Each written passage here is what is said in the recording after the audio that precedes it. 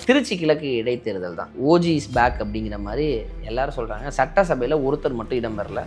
அவரை நிற்க வச்சு அவரை ஜெயிச்சு அவரை வந்து சட்டசபைக்கு அனுப்பணும்னு மக்கள் முடிவு பண்ணுறாங்க.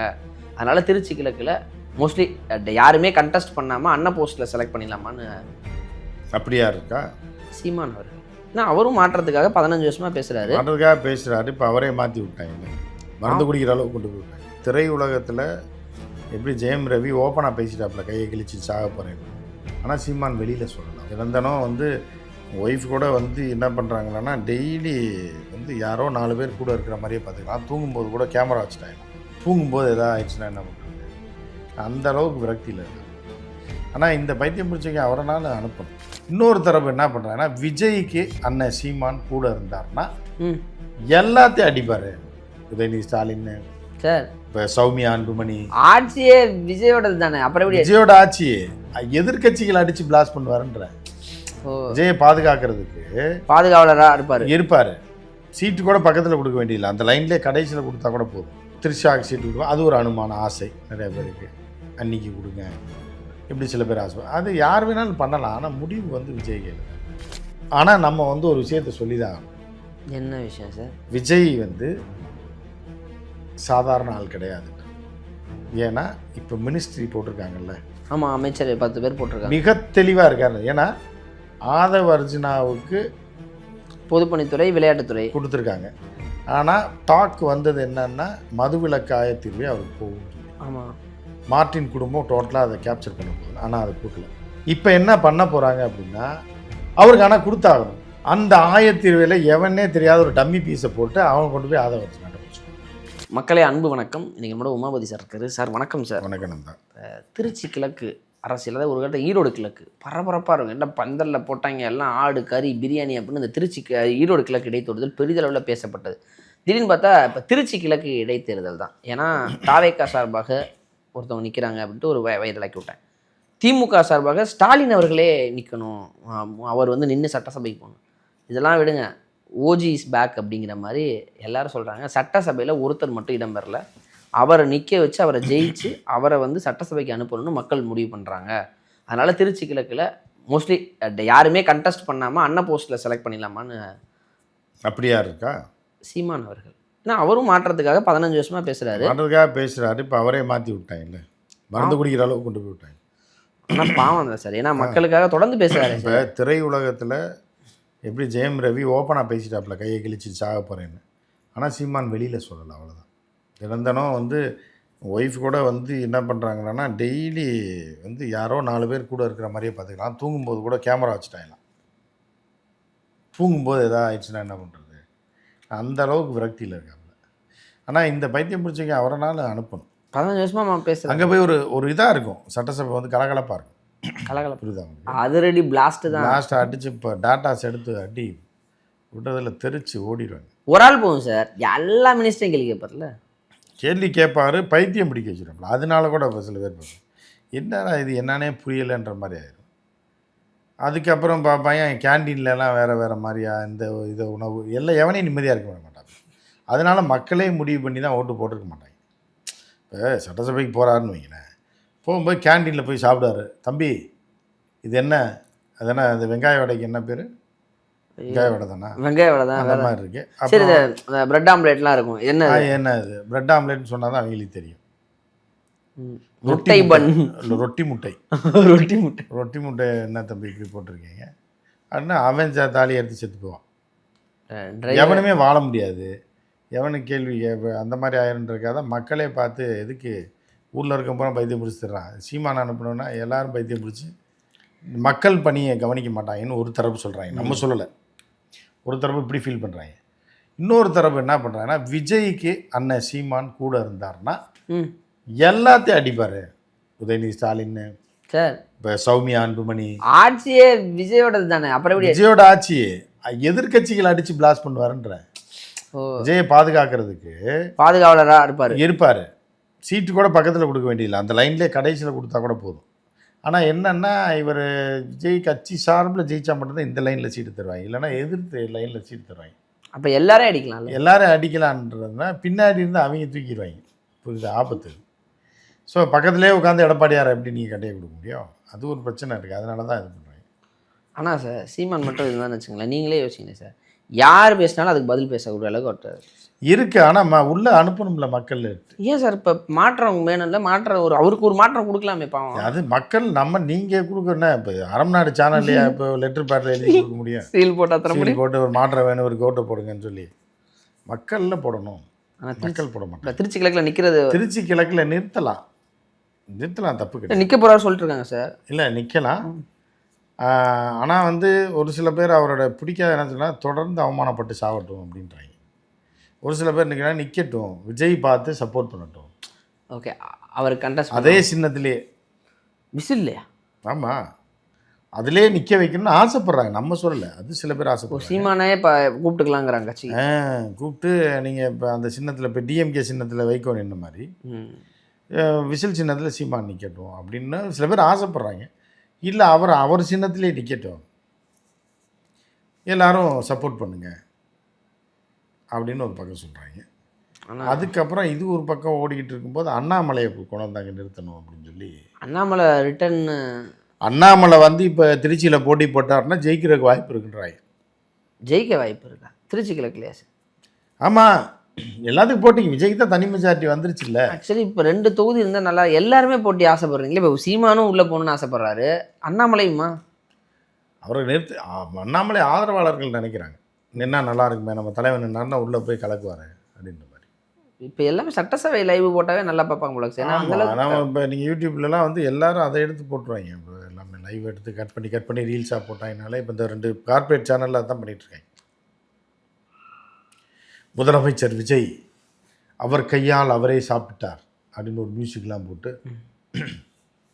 இந்த டிஃபன் பாக்ஸை க்ளோஸ்அப்பு, அப்போ விஜய் அப்படி முழிச்சுக்கிட்டே திங்கிற மாதிரி, விஜய் இப்படி பித்து பிடிச்சி பிடிச்ச மாதிரி ஆகிட்டாப்புலன்றாங்க சில பேர். நமக்கு தெரியல, நம்ம வந்து ஒரு முதலமைச்சராக பார்க்குறவரை அப்படியே இருள் அடைஞ்ச மாதிரி இருக்குது, எதையோ பார்த்து பயந்த மாதிரி அப்படியே தான் இருக்காப்புல. அப்படி என்னன்னு தெரியல. ஸோ இந்த நேரத்தில் சீமானை உள்ளே விட்டீங்கன்னு இது ஒரு சில பேரோட கருத்து. சீமானை உள்ளே விட்டு விஜயை வந்து வேலையை பார்க்க விடாமல் வேறு மாதிரியாக மாற்றி விட்டு பண்ணிடக்கூடாதுன்னு சில பேர் சொல்கிறாங்க. திருஷாக்கு சீட்டு கொடுப்போம், அது ஒரு அனுமான ஆசை நிறைய பேருக்கு, அன்னைக்கு கொடுங்க அப்படின்னு சொல்லி இப்படி சில பேர் ஆசை. அது யார் வேணாலும் பண்ணலாம், ஆனால் முடிவு வந்து விஜய் கையில் தான், மக்கள் கையில். நிறுத்துறது யாருன்றது, யாரை நிறுத்தணுன்றது விஜய் கையில் இருக்குது. ஓட்டு போடுறது மக்கள் கையில் இருக்குது. இல்லை சார், எனக்கு ஏன் சீமான் மேபி நான் லாஸ்ட் வாட்டி சொன்னேன், இந்த முறை சீமானாவது ஜெயிக்கணும். நீங்கள் சரி தவறு அவர் மேலே 1000 விமர்சனம் வைக்கலாம், தொடர்ந்து பேக் அடிக்காமல் நிற்கிறார்ல களத்தில் 15 வருஷம் களத்தில் நிற்கிறார், அது வேறு விஷயம். ஆனால் அவர் அதிபர் ஆகணும், அதுதான் ராங்கு. அந்த அதுதான் ரொம்ப இதாக. இப்போ நீங்கள் டெல்லி போகணும்னா இப்போ கிராண்ட் ட்ரங்க் எக்ஸ்பிரஸ்லேயே தமிழ்நாடு எக்ஸ்பிரஸ்லேயே ஏறணும், புரியுதா? ராமேஸ்வரம் பேசஞ்சரில் ஏறி உட்காந்து நான் டெல்லி போக போகிறேன்னு கத்திக்கிட்டே கிடந்தா ரிவர்ஸில் தான் ரொம்ப நேரமாக உட்காந்துருக்கார் சார் பிளாட்ஃபாரத்தில். பாவம்னு பார்த்து வண்டி 8 மணிக்கு கிளம்ப வேண்டிய வண்டிக்கு 5 மணிக்கெலாம் வந்து கோச்சில் ஏறி உட்காந்துருக்காரு. எப்படியா டெல்லியில் போய் விட்டுருக்குன்னா நம்மளை புடனில் போய் ராமேஸ்வரம் வண்டியில் அந்த வெண்ணெய் ஏறி உட்காந்துருக்கேன். நான் என்ன வந்து டெல்லி கொண்டு போய் எங்கிட்ட வர்றது, போங்கடா பைத்தியம் முடிச்சவங்களான்னு சொல்லி பிரச்சனை. இதுதான் பிரச்சனை. அதுதான் வந்து அது ஒன்று, ஒரு ஜோசியனாலும் பிடிக்கணும். இலங்கையிலேருந்து எவனா ஒரு ஜோசியனை பிடிச்சிட்டு வந்து யாழ்ப்பாணத்துலேருந்து வந்து இந்த மாதிரி ஏதாவது இது பண்ணணும், இல்லைனா ஏதாவது நரபலி கொடுக்கணும். நரபலின்னா இந்த ஆடு கோழி இந்த மாதிரி ஏதாவது பலி கொடுத்து ஏதாவது எவனையா பிடிச்சி கேட்கணும், என்ன தான் பிரச்சனை, ஏன் எனக்கு ஓட்டு போடாமல் டெபாசிட்டை காலி பண்ணுறீங்க, அவரும் ஏன் நீ அவமானப்படுத்துறீங்க, 25 வருஷமாக நான் கஷ்டப்படுறேன். அவரும் மாற்றம் தான் சொல்கிறாரு, அவரும் அதே நல்லா தான் ஏதோ புதுசு புதுசாக மாற்ற வேணும்னு அவர் நினைக்கிறாரு, இவங்க மாற்ற வேணும்னு அவருக்கு ஓட்டு போட மாட்டாங்க. அதான் புரியல சார், அதான் எனக்கும் புரியல. அதுதான் அப்படின்னா எல்லாம் கருத்துக்கள்லாம் நல்லா இருக்குன்னு சில பேர் சொல்கிறாங்க. நான் அது பூராமல் பொய் போட்டு பித்தலாட்டம். ஆமாம், ஹெலிகாப்டர் வச்சு மாடு ஓட்ட வேணாம், இதெல்லாம் வந்து ரொம்ப ஓவராக தரலையான்றாங்க. புரியுதா? ஏதோ பிஜேபிக்காண்ட காசு வாங்கணுமா, அவருக்கு அளவாக கூவிட்டு அப்படி வேறு மாதிரி போனால் பரவாயில்ல. புரியுதா? சும்மா வித்தியாசமாக பேசுகிறேன்றதுக்காக ஹெலிகாப்டரில் எறும்பு மேய்க்க விட்றேன்றது, படகுல ஏறி பண்ணி மேய்க்க விட்றேன்றது, இதெல்லாம் சொன்னால் கடுப்பார மரத்தை போய் முத்தான பைத்தியம் ஆயிட்டானான்ற மாதிரி பார்ப்பாங்க சில பேர்.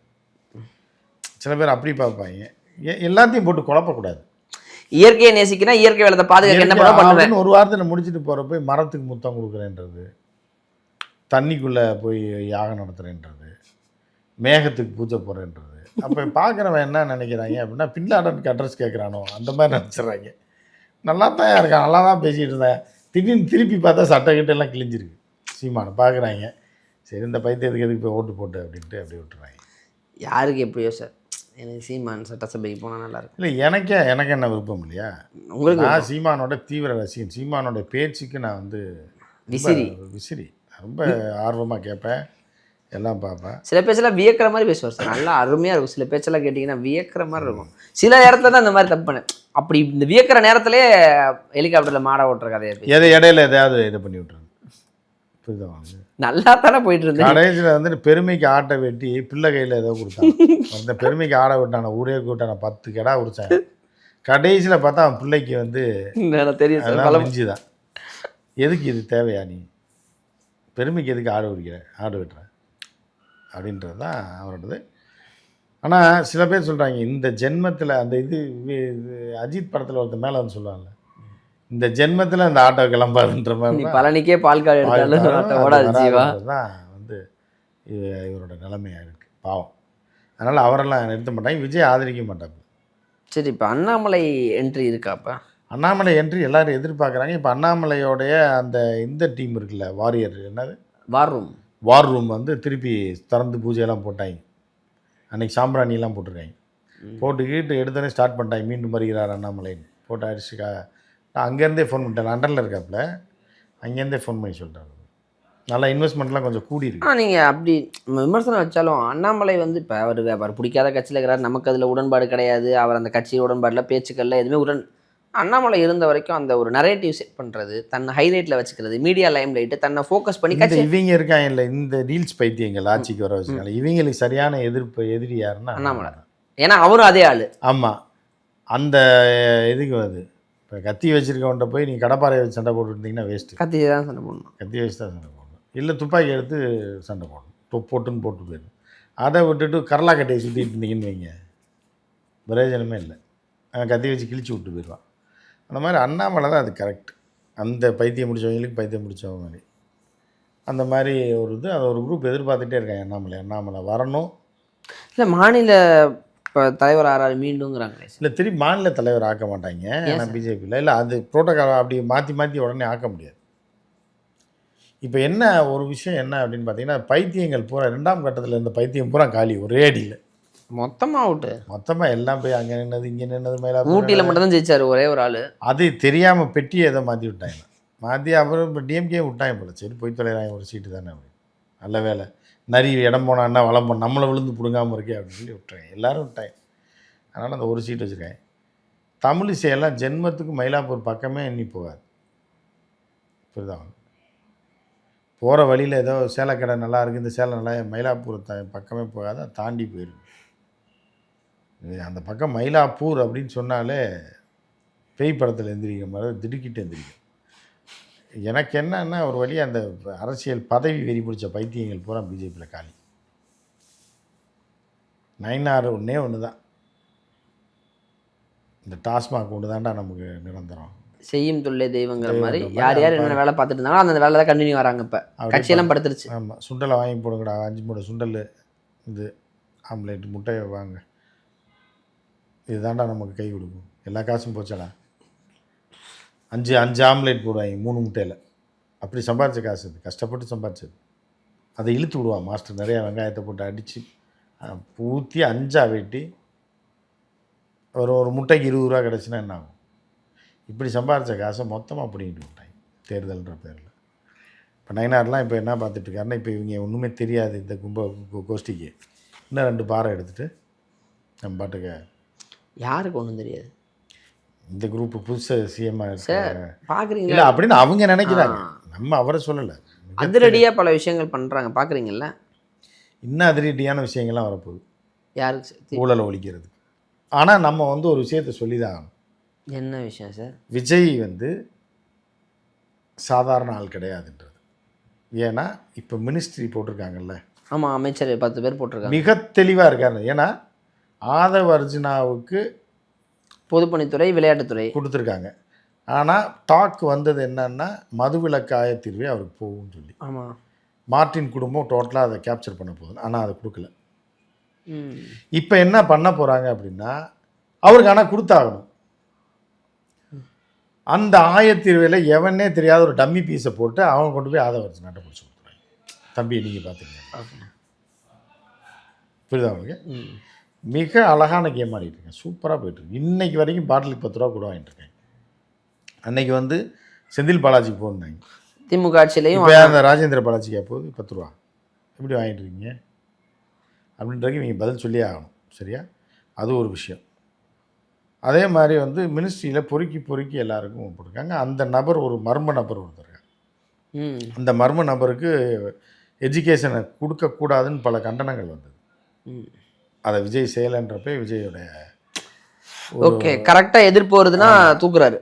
இப்போ ஊழல் தனக்காக போலீஸ் துரத்தும் போது தலைமறைவாக இருந்து ஒளிந்திருந்து தப்பித்து திருப்பியும் வெளியில் ஒரு சிங்கம் மாதிரி வெளியில் வந்த ஒரு தம்பிக்கு தான் கொடுத்துருக்காங்க. ராஜ்மோகனுக்கு கொடுத்துருக்காப்புல. ராஜ்மோகன் ஓகே, ராஜ்மோகன் நம்மால்னா தமிழன். ராஜ்மோகன் வந்து அந்த மாதிரி தமிழினத்துக்கு துரோகம் செய்கிற ஆள் கிடையாது. இந்த 3வது மொழியை புகுத்துறதுக்கெல்லாம் நிச்சயமாக அவர் பிளட்லேயே வந்து கொஞ்சம் எதிர்ப்பு தன்மை இல்லை. அவர் தமிழ் தான் இயல்பாகவே தமிழ் பேச்சாளர் அப்படிங்கும்போது இயல்பாகவே அவர் ரத்தத்தில் வந்து தமிழுக்காக நிற்பாருன்னு நம்பலாம். அது ஒரு நல்ல முடிவு தான். புரியுதா? அந்த வரைக்கும் நம்ம விஜயை பாராட்டணும். வேற ஊழலை ஒழிக்க போகிறதுக்கு ஊழல் ஒழிக்கிறதுக்கு 6 மாதத்துக்கு அமைச்சர்களை மாற்றணும்னு சொல்லி பிளான் வச்சுருக்காங்க. இப்போ நீங்கள் வந்து இப்போ ஒரு அமைச்சரை வந்து குவாரி இதுக்கெல்லாம் இன்சார்ஜாக போகிறீங்க. அவன் ஒரு பெரிய அமௌண்ட்டை கொடுத்துருவான். இன்னும் 3 வருஷத்துக்கு அண்ணன் தான் இருப்பார், இல்லை 2 வருஷத்துக்கு இருப்பார் அப்படின்னு சொல்லி பெரிய அமௌண்ட்டை வருஷம் கொண்டு வந்து கொடுப்பாங்க. 6 மாதத்தில் அவரை மாற்றி விட்டாயின்னு வைங்களேன், பைத்தியம் பிடிச்ச மாதிரி ஆயிடுவாங்க எல்லாரும். அப்போ காசை கொடுக்கவும் மாட்டான், கொடுக்காமையும் இருக்க முடியாது. அப்போ ஊழல் பெரிய அளவில் தடுக்கப்படும். அப்போ 6 மாதத்துக்கு ஒரு டைம் வந்து ஜெயலலிதா மாதிரி மாற்றிக்கிட்டே இருக்கணும். ஜெயலலிதா 3 மாதத்துக்கு ஒரு டைம்லாம் மாற்றும், 15 நாளில் எல்லாம் தூக்கி விட்டுருக்கு. அந்தளவுக்கு போகிறேன்னா கூட 6 மாதத்துக்கு மாற்றி விட போது காசு கொடுக்குறவனுக்கு ஒரு பயம் வரும். ரொம்ப பெரிய அமௌண்ட்டாக கொடுக்க வேணாம், கொஞ்சமாக கொடுத்தாது. ஏன்னா அடுத்து யார் வருவான்னு சொல்ல முடியாது. இவன் வந்து அந்த இதை ஸ்டடி பண்ணி லஞ்ச ஊழலில் ஈடுபடுறதுக்குள்ளே அந்த ஆளை தூக்கிடணும், துறையை மாற்றி விட்ருவாங்க. மாற்றி விட்டாங்கன்னா பிரச்சனை எல்லாம் போகும். யாருமே முழுசாக ஆட்டையை போட முடியாது. ஆமாம், இதான் ஊழல் ஒழிக்கிறதுக்கு ஒரு பிளான். இதெல்லாம் தெரிஞ்சு அவங்க சாக்காயிடுவாங்களே யார் மினிஸ்டர்ஸ்லாம். அப்போ தானே ஊழல் ஒழியும். ஊழல் ஒழிக்கணும்ல. ஒழிக்கணும்னா ஏதாவது ஒன்று பண்ணி தானே ஆகணும். ஓட்டு போட்டாங்க. இப்போ எல்லோரும் வந்து ஒன்றுமே தெரியாத ஒரு ஆட்கள் இருக்கும்போது இனி 5 வருஷத்துக்கு இந்த கவர்மெண்ட் இருக்குன்றது வேறு விஷயம். இந்த கவர்மெண்ட்டுக்கு தான் ஓட்டு போட்டிருக்காங்க. அப்படி இருக்கும்போது இந்த தமிழ்நாட்டை இப்போ எவனா கொள்ளையடிச்சு போயிடாம பாதுகாக்க வேண்டிய கடமை விஜய்க்கு இருக்குது. அப்போ இதெல்லாம் விஜய் செஞ்சால் நல்லாயிருக்கும். திட்டம் இருக்குன்றாங்க. 6 மாதத்துக்கு ஒரு டைம் விழாக்காக மாற்றிட்டு இருந்தால் அமைச்சர்கள் பெரிய அளவில் ஊழல் பண்ண முடியாது அப்படின்றது. ஆப்பு இருக்குது ஆப்பு இருக்குது. பார்க்கலாம் என்ன நடக்குது. முடிஞ்ச வரை ஒரு முயற்சி பண்ணி நம்ம இந்த இதுலேயே டீம்லேயே 2 பேருக்கு தான் நம்ம வாழ்த்து சொல்லணும். என்ன வாழ்த்து சொல்லணும்னா ராஜ்மோகனுக்கு. என்ன அப்படின்னா, அன்னைக்கு சிபிஐ தேடும்போது எங்கேயோ ஒளிஞ்சிருக்கலாம். அது எங்கே ஒளிஞ்சாருன்றது நம்ம நண்பர்கள் சொன்னது அடுப்படியில் ஒளிஞ்சாருன்னா அது ஒரு இதுக்கு சொல்கிறது தான். வீட்டுக்குள்ளே ஒளிஞ்சிருந்தார் அப்படின்றது பொதுவாக. அது அடுப்படியாக இருக்கலாம், பாத்ரூமாக இருக்கலாம். பாத்ரூமில் ரொம்ப நேரம் இருக்க முடியாது, பெட்ரூமாக இருக்கலாம், படுத்துருந்துருக்கலாம். ஆனால் அவருக்கு கொடுக்கப்பட்ட துறை வந்து ரொம்ப முக்கியமான துறை. வருங்கால தமிழ் குழந்தைகளை காக்கக்கூடிய ஒரு துறை அவர் கொடுத்துருக்காங்க. அது அவருக்கு புரியும்னு நினைக்கிறோம். எந்த அந்நிய மொழியும் நுழைந்து விடாமல் அந்த எஜுகேஷனை வந்து இன்னும் மேம்படுத்தி இப்படி இல்லாமல் பண்ணலாமா அப்படின்றத நீங்கள் சொன்னீங்கல்ல, வீடு இடிஞ்சிருக்கு, ஸ்கூல் இடிஞ்சிருக்கு, அது இருந்து எல்லாத்தையும் மாற்றினாருன்னா மிகப்பெரிய ஒரு வரலாற்றில் ஒரு பேர் இடம் பிடிப்பார். அந்த மாதிரியான ஒரு துறை வரலாறு நம்ம மக்களுக்கும் நம்ம எதிர்காலத்துக்கு நல்லது. தேர்ட் லாங்குவேஜ் எல்லாம் கரெக்டாக பார்த்து ஸ்டாப் பண்ணி எங்கே வைக்கணுமோ வச்சுக்கிட்டு நம் மாநில குழந்தைகளுடைய கல்வி தாண்டி உலக அளவிலான அறிவுகளுக்கு என்னெல்லாம் எடுத்துகிட்டு வரணுமோ அதெல்லாம் சிந்திக்கணுங்கிறீங்க. இன்னொருத்தர் யார் சார்? இன்னொருத்தர் ஆதவர்ஜுனா தான். ஆதவர்ஜுனா அதாவது ஒரு டேர்ம் ரெடி பண்ணி எல்லாம் இது பண்ணி செலவு பண்ணி நினச்சதை அடைஞ்சிட்டார் ஒரு மனுஷன். நல்லதோ கெட்டதோ.